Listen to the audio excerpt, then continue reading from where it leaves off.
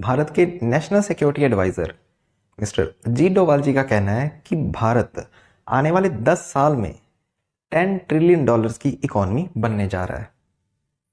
अगर हम current data के ऊपर नज़र डालें तो ऐसा पॉसिबल होता भी दिख रहा है।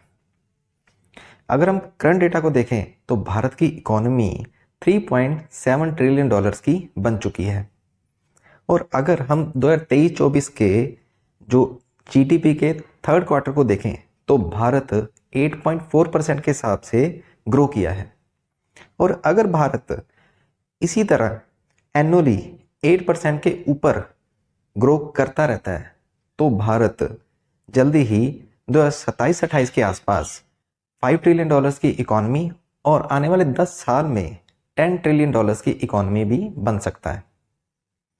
उनका यह भी कहना है कि भारत आने वाले समय में मेजर ग्लोबल सप्लाई का हब बनने वाला है, क्योंकि भारत की डिप्लोमेसी कुछ इस तरह से काम कर रही है कि पूरे विश्व को लगे कि India is a land of opportunity, ताकि जो बड़े बड़े इन्वेस्टर्स हैं वो भारत की तरफ अट्रैक्ट हों और भारत में निवेश करें, क्योंकि उनके निवेश करने से भारत में एम्प्लॉयमेंट जनरेशन होगी।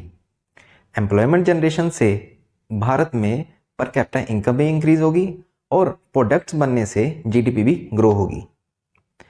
इसी वजह से इन प्रोडक्ट्स को भारत में तैयार करके हम पूरे विश्व में भेज सकते हैं। उनका यह भी कहना है कि भारत आने वाले समय में मेजर मिलिट्री पावर बनने वाला है। अगर हम देखें कि भारत लगातार इंडियनाइजेशन के ऊपर वर्क कर रहा है, यानी कि भारत लगातार जो मिलिट्री इक्विपमेंट्स हैं उनको भारत में ही तैयार करने की कोशिश कर रहा है, ताकि भारत की डिपेंडेंसी दूसरे देशों के ऊपर हटे।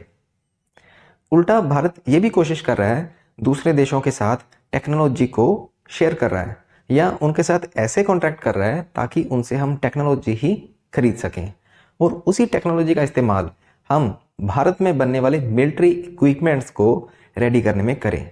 और जैसे ही भारत में ये इक्विपमेंट्स रेडी हो जाएं तो भारत इससे एक तो सेल्फ रिलायंट हो जाएगा, दूसरा भारत इन प्रोडक्ट्स को दूसरे देशों को बेच भी सकता है।